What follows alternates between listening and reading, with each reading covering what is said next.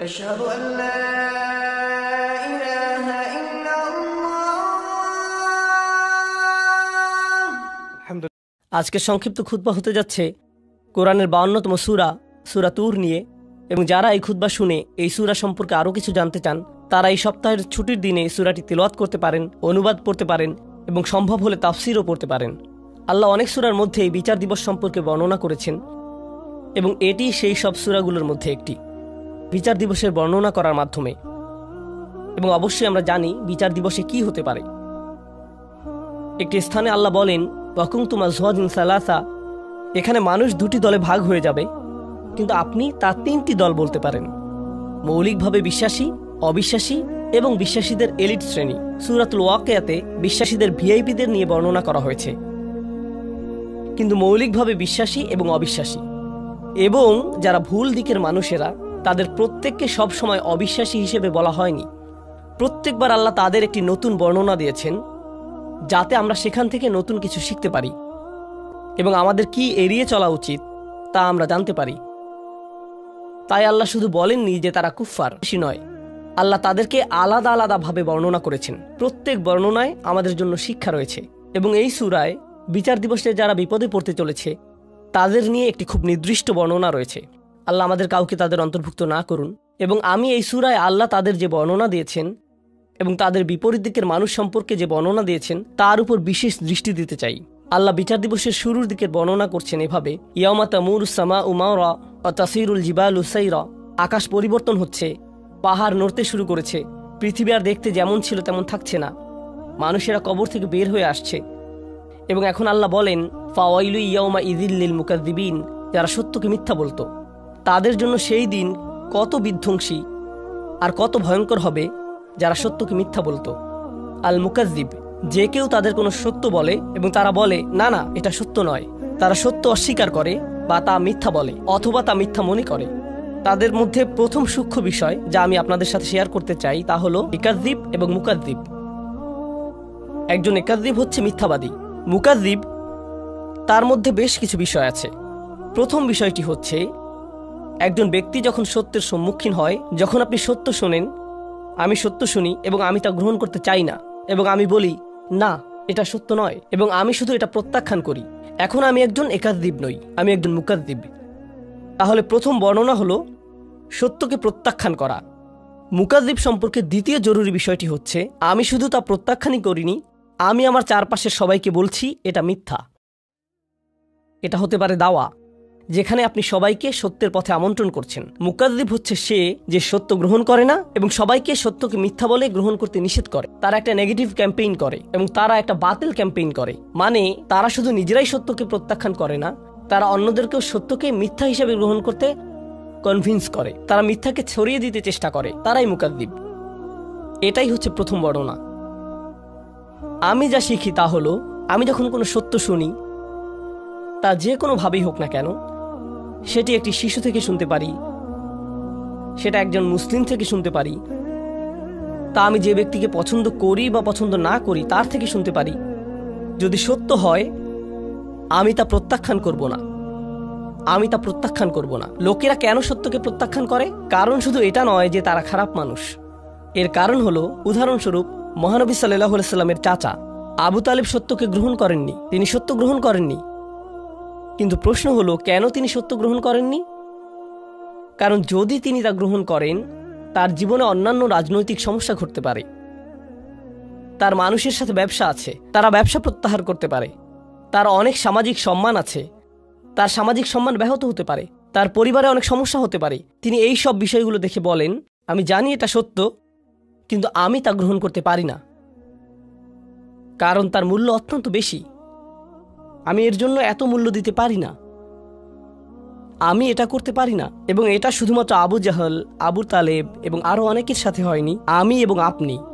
যদিও আমরা মুসলিম, তবে মুসলিমদের মধ্যেও এমন হতে পারে। আমরা শুধু বলি লা ইলাহা ইল্লাল্লাহ, আমরা আল্লাহকে একমাত্র উপাস্য রূপে গ্রহণ করে নিয়েছি, আমরা মুহাম্মদ সাল্লাল্লাহু আলাইহি সাল্লামকে নবী বলে গ্রহণ করে নিয়েছি, কিন্তু ইসলামের অভ্যন্তরে আমাদের পরিবারের কেউ এসে আমাদের কিছু সত্য বলতে পারে এবং যদি আমরা তা গ্রহণ করি,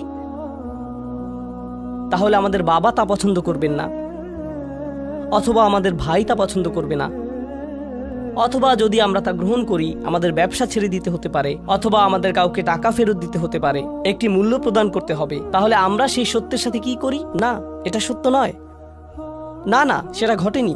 তাকযীব হচ্ছে রিসালাত, ঈমান, আল্লাহ, এইগুলোই তাকযীব। আপনি প্রতিদিনই তাকযীব করতে পারেন। এবং আপনি জানেন ইংরেজিতে একটা কথা আছে, বেস্ট ডিফেন্স ইজ অফেন্স। ঠিক আছে, আপনি সত্য গ্রহণ করছেন না, আমি সত্য গ্রহণ করছি না, কিন্তু তার জন্য আমাদের একটু খারাপ লাগছে। তো যাতে আমার একটু ভালো লাগে তাই আমি সবাইকে গিয়ে বলি, না না না, এটা সত্য নয়, আমি এটা গ্রহণ করতে পারছি না কারণ এটা ভুল। কিন্তু আপনি আপনার ভেতর থেকে জানেন যে আপনি ভুল, কিন্তু নিজেকে ভেতর থেকে একটু ভালো লাগানোর জন্য সত্যকে মিথ্যা বলে প্রচার করছেন। এভাবেই আপনি আপনাকে ডিফেন্ড করছেন। এটাই হচ্ছে বিচার দিবসে এক ধরনের মানুষের বর্ণনা, যারা সেদিন তারা যা করত সেটা লুকাতে পারবে না। ওয়াইলু ইয়াউমাইযিল লিল মুকাযযিবিন। এরপরে আল্লাহ তাদের সম্পর্কে দ্বিতীয় বর্ণনা দেন, এবং সূরাটির খুবই ইন্টারেস্টিং ব্যাপার এখানেই। আপনি ভাববেন আল্লাযীনা কাযযাবু বির-রিসালাহ কাযযাবু বিন-নবী কাযযাবু বিন-নার আল্লাযীনা কাফারু বিন-নার। যে আল্লাহকে অবিশ্বাস করে, যে মহানবী সাল্লাল্লাহু আলাইহি সাল্লামকে মিথ্যাবাদী বলে, যে আল্লাহর বাণীকে মিথ্যা বলে, না, এখানে বর্ণনাটি হচ্ছে আল্লাযীনা হুম ফী খাউদিন ইয়ালআবুন, তারা ডুবে যায়। আমি এটা ইংরেজিতে ভালো ট্রান্সলেট করতে পারছি না। আরবি শব্দ হচ্ছে খাউদ, তারা খাউদে ডুবে যায় এবং সেখানে খেলতে থাকে, খাউদ। তাহলে চলুন আমি আপনাকে এই শব্দ খাউদ এর উৎপত্তি এবং এর অর্থ সম্পর্কে ব্যাখ্যা করি, এবং আমরা এই শব্দ থেকে কি শিখতে পারি দেখি। ইস্তিখাদ আল মা, এই শব্দের মূল অর্থ হলো আপনি কোনো জিনিসকে পানিতে ডুবান। যখন আপনি কোনো প্রাণীকে পানিতে ডুবান, এটাই হলো ইস্তিখাদা। যদি আপনি পানিতে হাঁটেন এবং আপনার জামাটা হাঁটু পর্যন্ত পানিতে ভিজে যায়, খাউদিল মা, আর আপনি পানিতে নিজেকে ডুবিয়ে ফেললেন, আর যখন আপনি পানিতে নিজেকে ডুবিয়ে ফেলেন, তারা বলে থাকে ইখতাদাল মারআ, যেমন একটি পশুর চারণ ক্ষেত্র, যেখানে ভেড়া এবং ছাগল চড়ে বেড়ায়, সেখানে অনেক ঘাস, তারা অনেক ঘাস খেতে পারে। যদি সেখানে অনেক ঝোপঝাড় থাকে, এখন যদি পশুরা সেখানে যায় তাহলে সেই ঝোপঝাড়ে আটকে যাবে। তার মানে হলো চারণভূমিতে খাউদ আছে। চলুন এখন মিখওয়াদ শব্দটি নিয়ে কথা বলি। আগের দিনগুলোতে যখন তারা কোনো পানীয় পরিবেশন করত, একটা বড় চামচ ব্যবহার করত। তারা চামচটিকে পাত্রে ডুবিয়ে পানি ঢেলে দিত, এবং তারা একটি মুক্তার জন্য এই শব্দটি ব্যবহার করত, কারণ মুক্তা পাওয়ার জন্য আপনাকে পানির গভীরে যেতে হবে। তারপরে এই শব্দটি অলংকারিকভাবে ব্যবহার হয়েছে। তারা এই শব্দটি এভাবেই ব্যবহার করত, ফাখাদা ফিল কালাম। যখন আপনি একটি বিষয়ের গভীরে যাবেন এবং এই বিষয়টি নিয়ে কথা বলতেই থাকবেন, মানে আপনি ওই বিষয়টিতে ডুবে আছেন। যেমন কিছু লোক বা আপনাদের মধ্যে কেউ গেম খেলেন, অনলাইন গেম খেলেন, এবং তারা সব সময় গেমের মধ্যে থাকে, তারা গেমে ডুবে থাকে। কেউ কেউ গাড়ি পছন্দ করে, তারা সব সময় গাড়ি নিয়ে কথা বলে, গাড়ি নিয়ে চিন্তা করে, গাড়ি নিয়ে চিন্তা করে। তাদের ফোনের ওয়ালপেপার গাড়ির ছবি, তারা সব সময় গাড়ির আপডেট দেখেন। এই ব্যক্তিটি গাড়িতে খাউদ হয়ে আছে। খাউদের প্রধান অর্থ হলো কিছুতে পুরোপুরি ডুবে থাকা। আধুনিককালে এই শব্দটিকে কোনো কিছুতে আসক্ত হওয়ার জন্য ব্যবহার করা হয়। নেশা, যখন কেউ কিছুতে আসক্ত হয়, এটি খুবই আকর্ষণীয়, কারণ এই বিষয়ে বইও লেখা হয়েছে। আপনি এজ অফ অ্যাডিকশন নামে একটা বই খুঁজে দেখতে পারেন। এই যে সময় আমরা বসবাস করছি, এটি একটা নেশার যুগ। আগে লোকেরা মদের নেশা সম্পর্কে কথা বলতো। যারা জুয়া খেলে তারা একবার নয়, বারবার ফিরে আসে। তারা তাদের বাড়ি হারায়, পরিবার হারায়, এবং তারা এটা বন্ধ করতে পারে না। মাদক একটি নেশা হতে পারে। বহু লোক ইতিমধ্যে জানতে পারেন যে বিশ্বের নামকরা সামাজিক মিডিয়াগুলো, যেমন ফেসবুক, ইনস্টাগ্রাম, এই সংস্থাগুলো প্রথম তৈরিতে তারা বিশ্বের শীর্ষ ক্যাসিনোগুলোতে গিয়েছিল, কারণ তাদের অ্যাপ্লিকেশনগুলোর অ্যালগোরিদম এমনভাবে করা হয়েছে যেটা নিশ্চিত করে যে তাদের ব্যবহারকারীরা অ্যাপে থাকে। তারা চায় না যে আপনি টিকটক অন করেন এবং তা বন্ধ করে দেন। তারা চায় যে আপনি এটা অন করেন, সোয়াইপ করেন, আবার সোয়াইপ করেন, আবার সোয়াইপ করেন, এবং করতেই থাকেন। এই অ্যালগোরিদম বানাতে তাদের মানুষের আচরণ অধ্যয়ন করতে হয়েছিল। তাই তারা ক্যাসিনোতে গিয়েছিল এবং সেখান থেকে সেরা সাইকোলজিস্ট নিয়ে আসে, কারণ ক্যাসিনো শিল্প প্রথমে সাইকোলজিস্ট নিয়োগ দিয়েছিল যাতে লোকেরা স্লট মেশিনে বসে টাকা বের করতে পারে। তাদের উদ্দেশ্য ছিল আমাদেরকে সেখানে কতটুকু সময় ধরে রাখতে পারে, কারণ তারা সেখানে আমাদেরকে যত লম্বা সময় সম্ভব ধরে রাখতে পারবে আমরা আরও বেশি আসক্ত হব। যারা লাস ভেগাসে ক্যাসিনো শিল্পের হিউম্যান বিহেভিয়ার তৈরি করেছিলেন, সেই একই লোকদের সিলিকন ভ্যালিতে নিয়ে আসা হয়েছিল সোশ্যাল মিডিয়ার ইউজার বিহেভিয়ার মডেল তৈরি করতে। কারণ তারা জানে যদি আপনি সবচেয়ে আসক্ত হন তখন তারা আপনার থেকে সবচেয়ে বেশি প্রফিট করতে পারবে। যদি আপনি নেশায় ডুবে যান এবং আপনি বের হতে পারবেন না, যদি আপনি নেশায় ডুবে যান তখন আপনি বের হতে পারবেন না, এবং আপনি যদি এটা আবার করতে না পারেন তাহলে আপনি আপনার ভেতরে কিছুই নেই এরকম একটা অনুভব করবেন। সে মদ পান করে এবং সে মনে করে সে ভালো ফিল করছে, সে চলে যায়, তার 1 ঘন্টা 2 ঘন্টা পর আবার মদ খেতে ইচ্ছা করে, তার আবার একটা চাহিদা তৈরি হয়, আমাকে আরেকটা দিন আরেকটা দিন। তাদের পেট ব্যথা করতে থাকলেও তারা মদ পান করে যায়, তারা অর্ধেক ঘুমন্ত অবস্থায় থাকলেও মদ পান করে থাকে, তারা ঘুম থেকে উঠে এসেও মদ পান করতে চায়। এটি অনলাইন অন্যান্য নেশা এবং বিনোদনের নেশার ক্ষেত্রেও সত্যি। কিছু লোক চলচ্চিত্রে আসক্ত, নেটফ্লিক্সে কিছু লোক আসক্ত, স্পোর্টসে কিছু লোক আসক্ত। এই নেশা পরবর্তীতে আল্লাহ সত্যের সম্পর্কে কথা বলেছেন। যখন সত্য আসে, কোরআনে যে সত্য সম্পর্কে বলা হয়েছে, আপনাকে এই বাস্তবতার সাথে ডিল করতে হয়, আপনাকে আপনার কাজের জন্য দায়িত্ব গ্রহণ করতে হয়। আমি কিভাবে আমার দিন কাটাচ্ছি তার ব্যাপারে যত্নশীল হতে হয়, কিভাবে আমি আমার রাত কাটাচ্ছি তার ব্যাপারে যত্নশীল হতে হয়। আমার নিজের ব্যাপারে দায়িত্ব আছে, আমার আল্লাহর জন্য দায়িত্ব আছে, আমার নিজের পরিবারের জন্য দায়িত্ব আছে। আমাকে এই সবগুলো ব্যাপারে যত্নশীল হতে হবে। কিন্তু আপনি যদি এই সত্যকে গ্রহণ করতে না চান এবং আপনি বাস্তবতা থেকে পালিয়ে বেড়াতে চান, আপনি নিজেকে হারিয়ে ফেলেন এবং কোনো একটি বিষয়ে আসক্ত হয়ে যান এবং এভাবে আপনি আসক্তিতে ডুবে যান। আপনি জানেন কিছু মানুষ কি করে? কোনো একটি গ্যাদারিংয়ে কিছু শুনলে, মনে করেন 8 জন মানুষের একটি সমাবেশ, ফ্যামিলি গেট টুগেদার, তারা সেখানে বসে কথা বলছে এবং সেখানে কোনো একজন আল্লাহর দ্বীনের ব্যাপারে কথা তুলল, সে দ্রুত সেই বিষয়টি পরিবর্তন করে ফেলবে এবং সে চাইবে একটি অন্য বিষয়ে কথা বলতে, কারণ সে জানে সে কোন বিষয়ে কথা বলতে চাইবে। না না না, জানো UFC ফাইটে কি হয়েছে, এই খেলাটিতে কি হয়েছে, এই ছবিটিতে কি হয়েছে, ও আল্লাহ সেগুলো কত ভালো ছিল, এবং আমি এভাবে কথা বলতে থাকি। তারা যদি দিন সম্পর্কে কথা বলে তবে তারা দিনকে একটা মজার ছলে কথা বলে, এই বিষয়ে কথা বলাটা একটু ফান। তখন আল্লাহ বলেন, হাত্তা ইয়াহুদু ফি হাদিসিন গায়রিহি, তাদের সাথে ততক্ষণ কথা বললেন না যতক্ষণ পর্যন্ত তার অন্য বিষয়ে ডুবে না যায়, এখন আমার আপনার নিজেদেরকে জিজ্ঞাসা করা উচিত, এটা মানুষের সম্পর্কে সমালোচনা নয়, এটা আমি এবং আপনি আমাদের সম্পর্কে যা ভাবি তাই। আমি প্রতিদিন যে বিষয়ে ডুবে থাকি এর কি কোনো উদ্দেশ্য আছে, নাকি আমরা আসলে শুধু এদিক ওদিক ঘুরে বেড়াচ্ছি? এই প্রশ্নটি আমি আমাকে জিজ্ঞেস করতে চাই। বিচার দিবসে আল্লাহ বলবেন, বিচার দিবস সম্পর্কে আল্লাহ বললেন, ইয়াউমা ইযিল্লিল মুকাযযিবিন আল্লাযীনা হুম ফি খাউদিন ইয়ালআবুন, তারা বিভিন্ন বিষয়ে ডুবে আছে এবং সেই বিষয়ে এদিক ওদিক ঘুরে বেড়াচ্ছে, তারা শুধুই ঘুরে বেড়াচ্ছে। এবং প্রতিবার যখন কোরআন তাদেরকে ডাকে, সত্য তাদেরকে ডাকে, সব কিছু দায়িত্ববোধ, কারণ বিচার দিবস মানেই দায়িত্ববোধ, তাই নয় কি? বিচার দিবস হচ্ছে একটি কোর্ট, এবং এই কোর্টে কি হয়? বিচারক বলেন আপনি যা করছেন তার জন্য আপনিই দায়ী। আপনাকে কোর্টে নিজেকে উপস্থাপন করতে হয়, এবং যারা জানে যে তাদের সামনে একটি বিচারের দিন আসছে, তাদের জন্য একটি বিচার অপেক্ষা করছে, তারা সেই বিচার দিনের জন্য প্রস্তুতি গ্রহণ করে। এটাই এই জীবনে হয়, এটাই বিচার দিবসের জন্য সাধারণ যুক্তি। কিন্তু যেই ব্যক্তি সেই ট্রায়ালের জন্য প্রস্তুত নয়, তারা শুধু খেলে বেড়াচ্ছে, তারা গেমে আসক্ত, তাহলে তারা সেই বিচার দিনে খুবই বিপদে পড়বে। এবং কেউ কেউ বলে, এই বিচার দিবস আগামীকাল, বিচার দিবস আগামী সপ্তাহে, তাড়াতাড়ি এই দিনের জন্য প্রস্তুতি গ্রহণ করো। কিন্তু আপনি তৈরি নন, আপনি আপনার কাজ শেষ করেননি, সেই দিনকে আপনার বিপক্ষে হতে যাচ্ছে। আরে যান, আমাকে খেলতে দেন, এটা সত্য নয়। এই মানুষগুলো খুব বেশি, আসলেই খুব বেশি, তারা খুবই নেতিবাচক, আমাকে আমার মতো থাকতে দিন।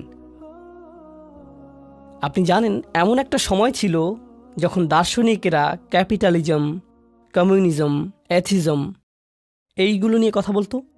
এখন আমরা একটা নতুন পৃথিবীতে, আপনার ইমোশনই আপনার নতুন ধর্ম। আমাকে একটু ভালো থাকতে দিন তো, আমি শুধু ভালো থাকতে চাই, আমাকে আমার মতো থাকতে দিন।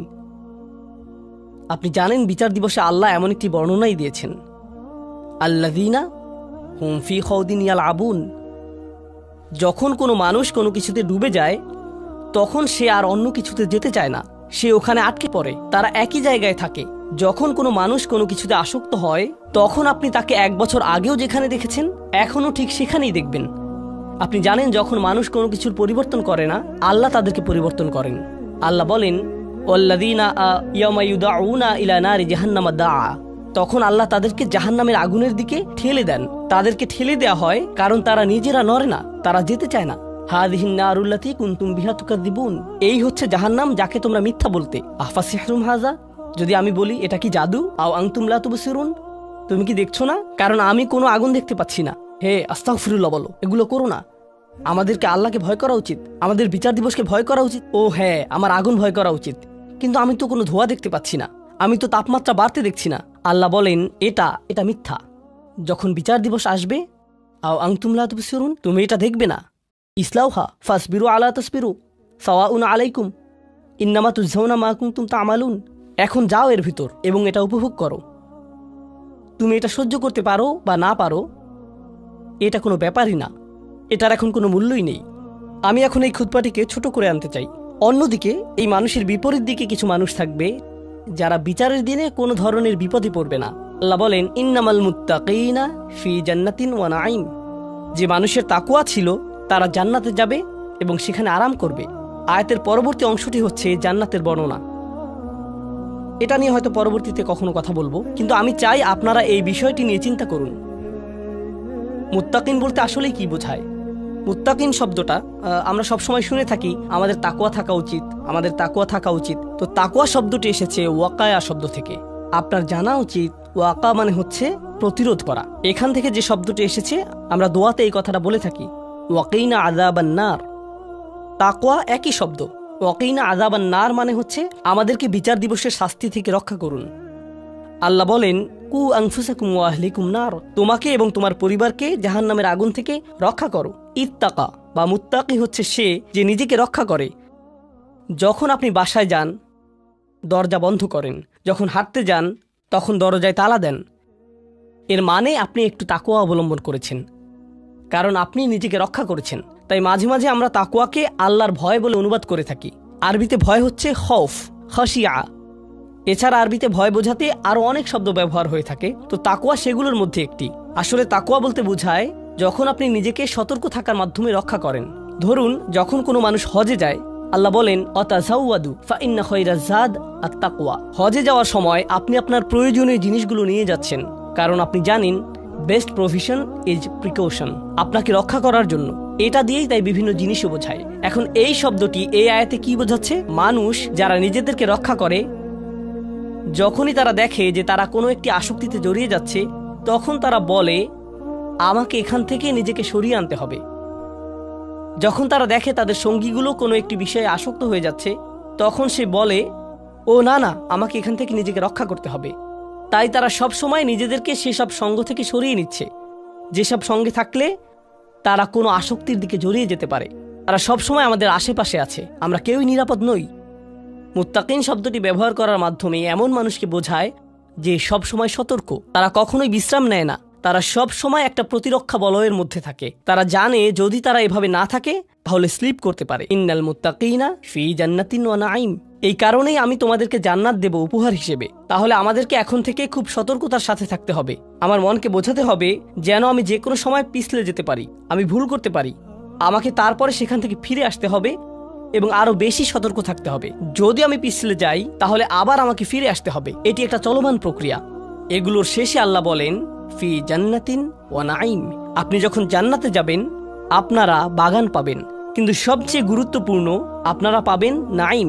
যে নাঈম শব্দটি এসেছে নুউমা থেকে, যার মানে হচ্ছে নরম এবং বিশ্রাম। তাদের এখন কোনো তাকওয়া থাকার প্রয়োজন নেই, তাদের এখন কোনো সতর্কতার প্রয়োজন নেই। তারা তখন বলবে এখন আমি বিশ্রাম নিতে পারি। তাহলে আল্লাহ কি করলেন? আল্লাহ আমাদেরকে দুটি ছবি দেখালেন। একটি হচ্ছে এমন ব্যক্তিরা যারা এখন নাঈমে আছে, তারা বর্তমানে যেদিকে মনে চায় সেদিকে ঘুরে বেড়াচ্ছে, রিল্যাক্স করছে, তাদের কোনো কিছু চিন্তা করার নেই, শুধু বিশ্রাম নিচ্ছে। এবং অন্যদিকে তাকওয়াপূর্ণ ব্যক্তিরা তারা পরবর্তীতে রিল্যাক্স করবে। এখন সিদ্ধান্ত আপনার, আপনি কোন দলে থাকবেন। আপনি এখন রিল্যাক্স করতে পারেন অথবা আপনি পরবর্তীতে রিল্যাক্স করতে পারেন। আপনি এখন সাময়িকভাবে আনন্দ অনুভব করতে পারেন এবং পরবর্তীতে কঠিন বিপদে পড়তে পারেন, অথবা আপনি এখন একটু বেশি সতর্ক এবং বেশি নিজেকে রক্ষা করে চলতে পারেন এবং পরবর্তীতে অনন্তকালের জন্য রিল্যাক্স করতে পারেন। এই সিদ্ধান্তই আমাকে এবং আপনাকে নিতে হবে। আমি আল্লাহ আযজা ওয়া জাল্লার কাছে দোয়া করছি, আল্লাহ আমাদেরকে যে কোনো ধরনের খাউত থেকে রক্ষা করুন, যা আমাদেরকে সত্য থেকে দূরে নিয়ে যায় এবং আমাদেরকে মুকাদ্দিবিনদের অন্তর্ভুক্ত করে। আল্লাহ আমাদেরকে তাকওয়া সম্পূর্ণ করুন, যাতে আমরা আল্লাহর দয়ার অন্তর্ভুক্ত হতে পারি, যাতে আমরা জান্নাতুল নাঈমে যেতে পারি। বারাকাল্লাহু লি ওয়া লাকুম ফিল কুরআনিল হাকীম ওয়া নাফা'নি ওয়া ইয়্যাকুম বিল আয়াতি ওয়া যিকরিল হাকীম। আশহাদু আল্লা